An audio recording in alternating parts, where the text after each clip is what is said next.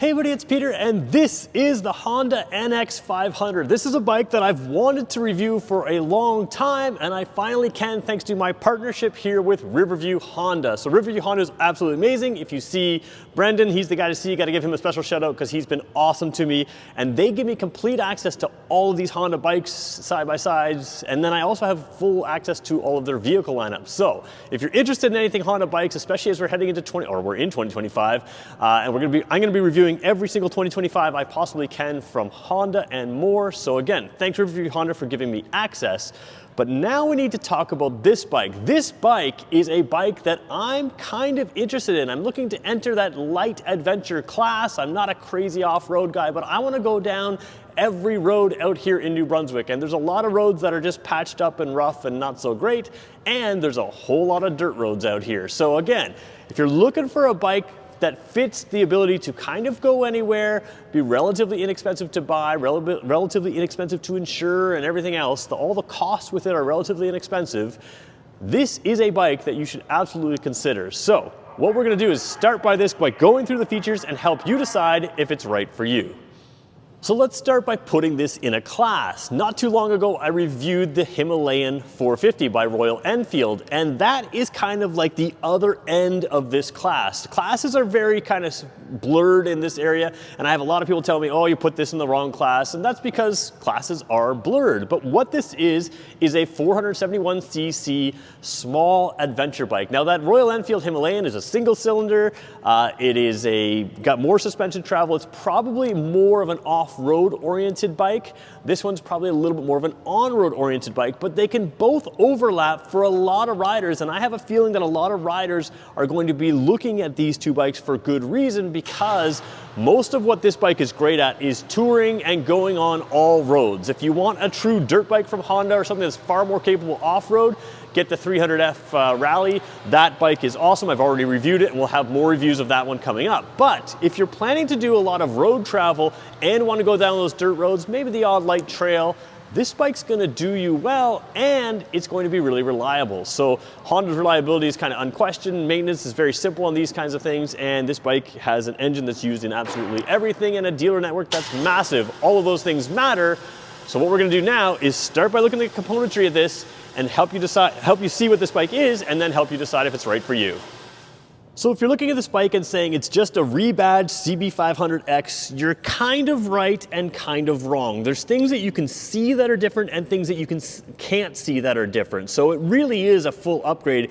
It's more of a mini Transalp to me than it is an upgrade from the CB500X, even though it shares the engine and that kind of thing. So you've got some nice componentry here. So first thing, let's cover the wheel size. It is a 19-inch wheel. Now on true off-road bikes like the CRF Rally, you're gonna see spoked wheels and a 21-inch wheel. On true road bikes, a sport bike like the CBR500, you're gonna see a 17-inch wheel with alloy rims. So this kind of bridges the gap between those two. The 19-inch wheel is an aluminum rim. It is lighter than the CB500X used to have. So you have a lighter wheel. Light is always good.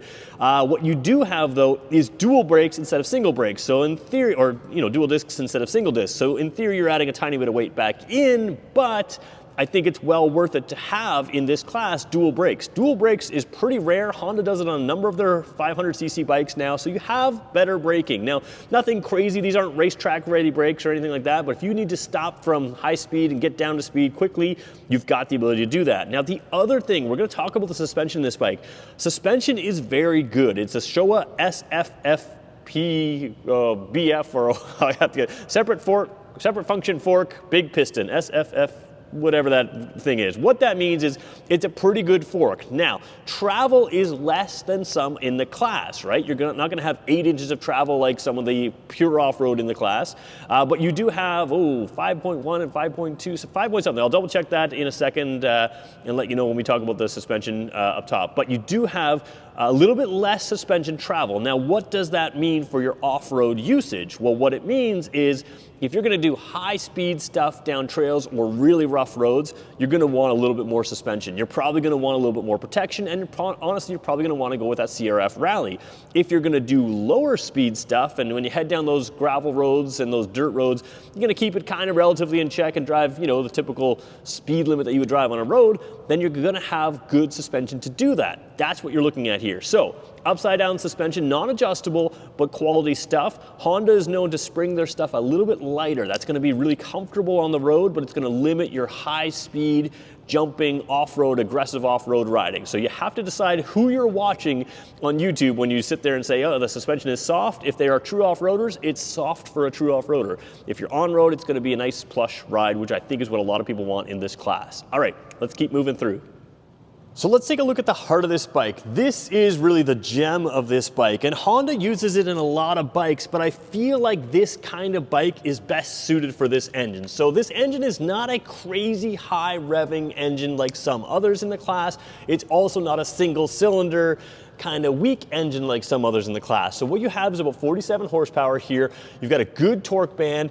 It is not like a flaming racing kind of bike, but to be honest, this engine makes more sense to me in this bike than even the CBR 500, because that bike, I love high revving sport bikes, and that bike is perfectly fine, drives great, but this is the type of engine you see in an adventure bike, right? Decently torquey, kind of well balanced. And the thing with this engine is it's known for its reliability. It's smooth, especially smooth for the class. It's very reliable. Like I said, service maintenance intervals are nice and simple, and you have a dealer network just about everywhere. So you've got a lot of things going for you, and that makes it simple and easy to ride. So that's a real key piece to this. We're gonna talk about some of the transmission and other stuff. It is a 6-speed transmission, slipper and assist clutch. We'll talk about all that in a second, but basically what you're getting is a twin cylinder, better on-road unit than a lot of the other bikes are gonna give you. And again, this thing will go well beyond the speed limits no matter where you live in North America here. So it's capable of doing that, but you can cruise at those speed limits without a whole lot of issues, especially that 70, 75 mile an hour, so 110, 115, up to 120 kilometers an hour. This thing can handle that. Now, for most of us riding any level of adventure bike, we're gonna wanna get off the expressways, off the main highways, onto the side highways, and that's where this bike is gonna be absolutely perfect for that. So let's see what it looks like with me on it, and then we'll keep moving through the bike. So adventure bikes are kind of tough to make for everyday riders. What you want to do on a true adventure bike is make it for the crazy off-road stuff that everybody's going to want to do on their 700-pound bike once it's loaded up. The reality is a lot of us like lighter weight adventures, a lot of us like more approachable riding positions, and that's what this one has. So I'm about 6 feet tall, and as I swing a leg across here, you're going to see that I can flat foot my heels to the ground both sides. Now it's a tiny bit of a stretch and I have to go to the front of the thing, but basically I am not stretching to be comfortable and balance this bike. So there's a couple things going for it here. First of all, the center of gravity is quite low, especially for an adventure bike. You do have a 17.5 liter tank, which may seem not huge compared to some adventure bikes, but remember this thing's gonna get great mileage. It's actually the same size tank as the CB500, even though the CB500F, which even though that is a different size or different style tank, it has the same volume. So you've got an efficient engine that can make the most out of this liters of fuel here, and that's a good thing to have. But that also means by not having a 25-ish liter tank like the top of the line Africa Twin, you haven't got a lot of upper weight up here. So that's really good. We'll talk about weight in a second here. I gotta get my spec sheet out in front of me before we talk about all that. But here's the thing with this bike. It does, and I'll put my legs up here in a second, you'll see that. To create this lower seat height, you have to make compromises somewhere in the adventure bike category. So what they've done here is it's still taller than some street bikes, but not by much. That front wheel is going to make a difference, but they've kept ground clearance higher than the street bikes, but lower than a true, CRF rally, that kind of thing. But what you end up with is a balance and a compromise. By putting a little bit less suspension travel in this bike than some adventure bikes, you lower the seat height. You've also done a good job of scooping out this seat here. So less travel is a problem if you don't put high quality shocks on. You've got higher quality shocks, and again, as long as you understand the purpose of this bike, you have something that's really capable of going anywhere. So, a lot of people are gonna talk about the seating position here. If you're an adventure bike rider, you're gonna want your feet out here. That's what a lot of people do. If you come from a street bike riding, this is a perfectly comfortable position. I'm used to this position. This is sort of what I like to ride anyway, so the legs are fine, but the body is upright. I find that this type of arrangement for my legs is not at all uncomfortable, even on long trips, but I do like sitting relatively upright, and you can see I've got that here. Windshield is not adjustable, but there's sort of where it's gonna send it, so it's gonna send some air up onto your helmet. There is some debate on whether it buffets your helmets or not. If you really need to, you can probably head the aftermarket for a little bit bigger windshield. You can get one of those adapting blade type things on top. There's lots of ways to make it really perfect, but I think it's gonna be basically fine as is. We'll show you that. But riding position here for a 6-footer like myself is very good. You can be shorter and still reach the ground. You can be taller and probably still be comfortable as well. So very good balance in this bike as far as riding position.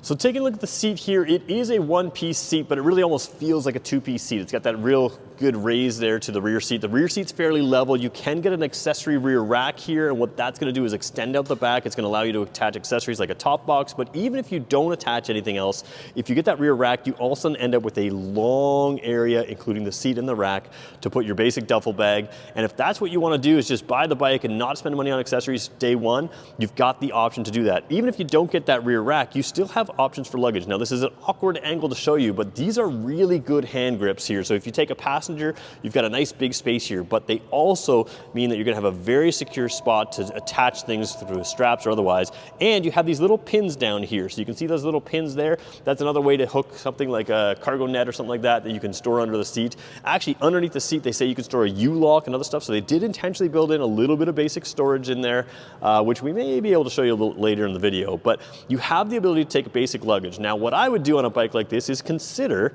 getting into the side luggage. You can go Honda or aftermarket. There's lots of options to get some side luggage. Soft bags, hard bags, sort of in between semi-hard bags, that kind of thing. You can get all of that stuff on here. And then you've got something that for not a lot of money and a lot of reliability and good versatility, you can really tour just like you could on a BMW $30,000 bike, and this one costs a whole lot less than that. So you have got options to build this bike up into a proper tour with luggage, but even as is, if you just want to strap a duffel bag, take your lunch, take your other stuff, keep it really simple and not spend any more money than just the bike, this bike's set up to do that right from day one.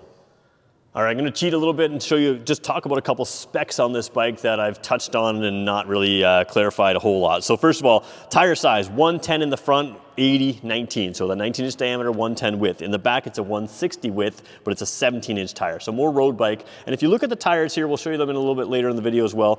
You're gonna find basically a road tire with a little bit more of an off-road tread. If you want to go true knobbies or something like that, you're going to have to upgrade. But again, for a lot of people, this is going to be the kind of tread that you want.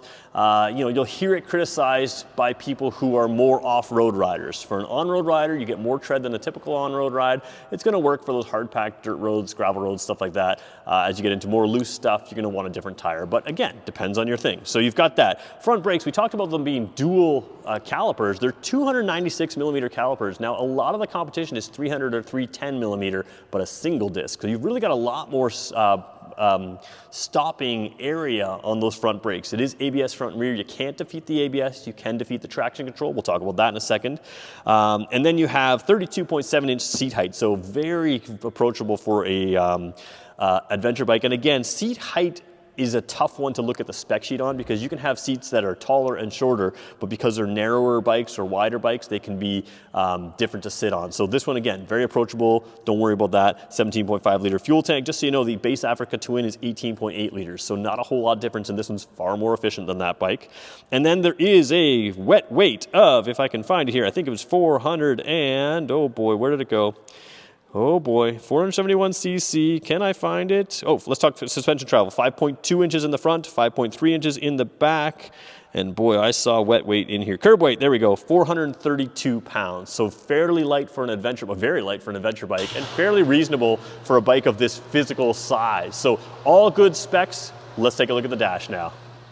All right, so I'm in a fully wide angle shot right now just to sort of give you a sense of what's here. There's a lot of little things I want to show you here. So we talked about this being quality suspension. Let's see if I can zoom in here. I don't know if I'm on the right angle.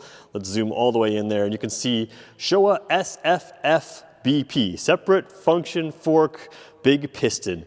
These are quality stuff. These are quality shocks. You're not going to find this level of suspension on every bike in this class for sure. Like I said, suspension is set to a little bit less travel, a little bit softer, but the quality of this is going to allow you to be comfortable on a lot of trips, especially on-road trips or regular gravel and dirt road trips. When you go full off-road, you may want a little bit more travel, you may want a little stiffer fork, but again, I don't think that's why you're buying this bike. I think even within the Honda lineup, you understand that you can switch it around. on. Now, a couple things I want to show you just before we get to the dash here. Let's just zoom all the way in here. There is a little dummy switch here. What that is for, or what a lot of people would put there, would be if you get the Honda lighting accessories, there's a button that can go there for your extra fog light type things or driving light type things. And down here, same thing, there is a spot for a 12-volt port, which does not come, maybe a USB port as well, which does not come standard on this bike. So I just want to point those out because those are available to you. Now, let's tune into this dash. This dash is great. A lot of bikes that Honda makes in this class, sort of with the same engine, I don't love them. I just don't love the dash. It's a little bit harder to read. This is fantastic. So what you have here is basically the Transalp dash. It's a nice size display. It's not massive or anything like that, but it's a good size display and it's very clear and easy to read. Some of their sort of darker color LCD type displays, they're just a little bit hard to read. I don't love them. So what you have down here is a simple dash, revs to just beyond 8,000 right now. You've got, let's just show you the bottom here. You've got your total kilometers there. If you look at the bottom of the dash, then you've got your fuel efficiency. It looks like a bar graph. Trip A, trip B, and back to your total. And then of course you have the ability to come over here and look at a number of things as well. So we're going to go distance to empty. We can look at the settings. Let's just pop into the settings for a second here. So if we do that, you can change where shift point. There's a light or an indicator that tells you where you want to shift for fuel efficiency or other reasons. Display, you can adjust it to a white background or black background. So in other words, you can invert the colors. I really like the black, but we'll keep on white for now. General stuff and service intervals, that kind of stuff. So there's a lot of things you can find in here. It's very easy to use. Some of the things you can adjust on the fly, some things you can't. So we're just going to come into here. There's an A and B trip setting there, so you can reset those as well, and we'll come up to here. There's trip A and fuel efficiency out to the side. So again, you can look at some of the information that's down here on the bottom, you can look at over on this side as well in real time. So lots of ways to do stuff, and you can kind of close that off if you want. There's also other views of this dash. You can have a rounded tachometer, which is what I prefer, so we can dig into some of those things a little bit later. But if you want to see a full dash review of this bike, just let me know, because it'll take a little longer to do, and I don't know that everybody wants to see that. But I really like the sort of rounded dash. It puts the tachometer up around the speedometer and puts the speedometer in the center. The other thing you can do is get rid of the tach altogether, have a little bit bigger speedometer. So there are options in this dash to make it look great. Like I said, put this in black, make the rounded tack there, and that's the way I would have it set up. You can see the fuel gauge there on the left as well. So nice stuff. You've got really good stuff. The ABS light is there on the right side of the screen. Again, this is not switchable ABS. So again, it just shows a little bit more of their on-road focus, although there have been decent riders that are off-roading type riders that say the ABS works pretty good off-road. So that's that. Let's take a look at the driver's side, or the left side handlebar here, and look at some of the controls that are controlling this dash. So taking a look at the clutch side, one thing you need to know, the slipper and assist clutch is very light. We've talked about slipper and assist clutches on this channel a number of times before, but just a real quick overview. If you dump that clutch at high revs and you're not rev matching very well, it's gonna work to let the clutch slip to try to prevent the wheel from slipping. So basically, if you have that big engine braking moment where you dump that clutch, it can allow you to keep contact with the ground. So that's a nice thing. It's a racing feature that they brought in. Works great for new riders as well. The other big benefit you're gonna get is just the same system makes for a lighter clutch pull. And on a bike like this, where you're shifting gears a little bit more than you might be on a Africa Twin or something like that, that's just nice to have. Speaking of Africa Twin, we should also point out the Transalp. This is the same as the Transalp. So you push away here for your high beams, you pull it in the center, and you have your regular lights, and then of course you can flash to pass. So that works really well. This is your traction control button. You can just tap that traction control button to kill traction control, put it back on. You can do it while you're riding. You don't have to stop, so that's kind of nice. Smaller horn button than on other Hondas. I'm totally fine with that. I think Honda's horn button is a little too large. I'll show you the size of it in a second when we switch handlebars. This is your joystick. This is up, down, left, right. A little small maybe to work with gloves, but again, it's going to work just fine for most people. Signals down here, and again, that horn button's smaller than the signals. I just kind of like Honda's the opposite of some of the other manufacturers like Kawasaki, which puts the signal above. So I just feel like this is a little easier to find your signal lights, especially for a guy like me who's switching between bikes regularly. It's not going to matter. Once you get used to this bike, you'll know exactly where the controls are. Now let's switch across to this side for a second here. Terrible camera work, but this is the center switch here is usually what your horn is like. It's a large switch. This is your hazard light on this side. They have an identical switch opposite on the other side on a lot of bikes, which is bigger than you need for a horn in my opinion. Start switch down there, kill switch up there. That's the basic controls. I will point out the clutch lever is not adjustable, but the brake lever here is adjustable. So both for reach as well as having that grab point where you want it, that's where it is. The other thing that's kind of nice about this dash, I have heard that you can connect through the Honda app to this and have some navigation information in there.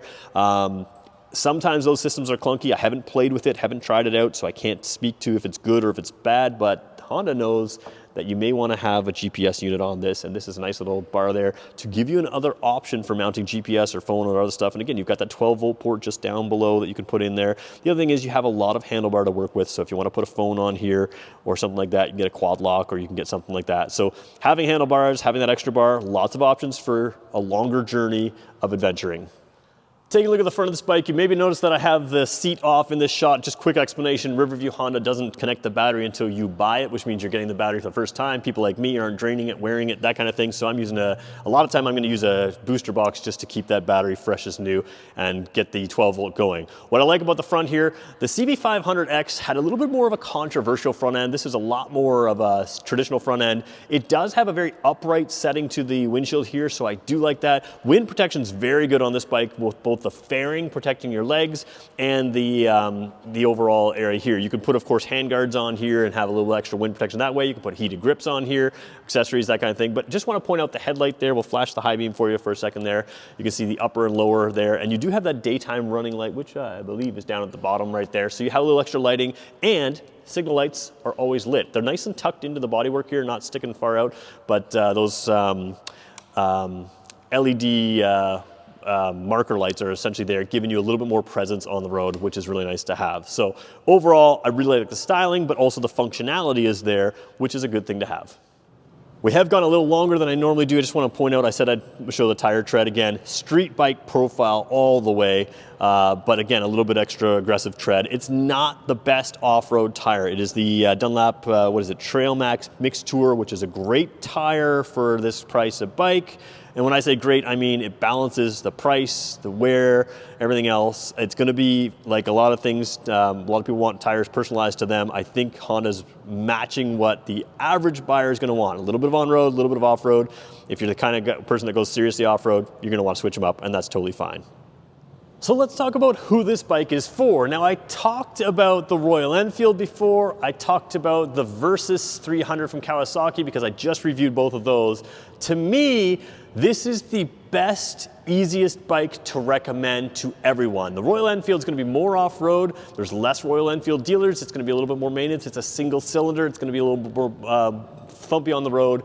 So again, great bike for the right rider. The Versys 300X, been out for a long time, has nowhere near the dash of this, doesn't have the power of this.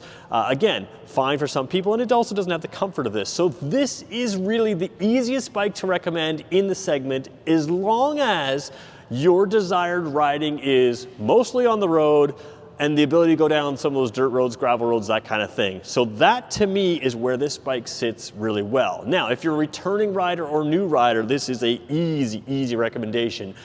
If you get something like the CBR 500, you're getting that sport bike image, and that's where you find people who just, I want a sport bike, but I want a faster sport bike and a faster bike and a faster bike. What this bike does, and this is what I really recommend to new riders or returning riders, get something comfortable and get something versatile. And that's what this is. It allows you to do the tours if you want. It allows you to fall in love with motorcycling. This engine gets great fuel efficiency, it's cheap on insurance, and that's a good thing for a lot of people because it saves more money to do things like add a few accessories, to do things like go on trips and that kind of thing. If you're just commuting around town on this, it's light and easy as a street bike. It's not that top heavy weight. Again, I just want to sit on it again because it is so light and easy to move around, that kind of thing. You can get so many accessories for this right from Honda. You can add a center stand if you want, all the luggage you want. You can add lighting and other stuff. You can add crash bars on here. So if you're going to do a little more off-roading, you want some crash bars, all of that stuff can be done.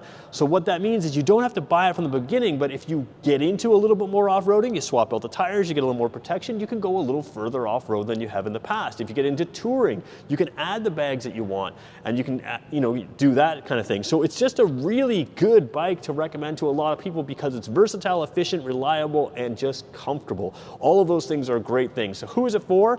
It's for someone who doesn't need speed demon type speed. It's not, a speed demon kind of bike, but it has an enjoyable engine, reliable, comfortable, all of the things that you want to do everyday motorcycling. So if you like the style, then you're probably going to love this bike because it really does a lot of things for you and a lot of things well. it's just what Honda does, make really, really good, reliable bikes. Nothing too crazy fancy in this class. Like again, the CBR 500 isn't a screamer, but when you start putting that engine in a bike like this, you end up with just sort of the perfect marriage of all of the pieces and parts. Really good bike, highly recommend if it fits what you're doing. And there you go, there's my review of the NX500. This happens to be a 2024 model. We're gonna come back and do a 2025 model when it comes out, when I have it available to me. So if you have more questions, we're gonna come back to this bike again. Let me know in the comments below. Thank you for watching this far. If you made it this far, do me a favor, hit subscribe. This is a little longer than normal, so hit the subscribe, we'll shorten them up next time. And if you have questions, let me know. We'll come back to this bike and let you know. Thanks everybody for watching. We'll talk to you in the next one.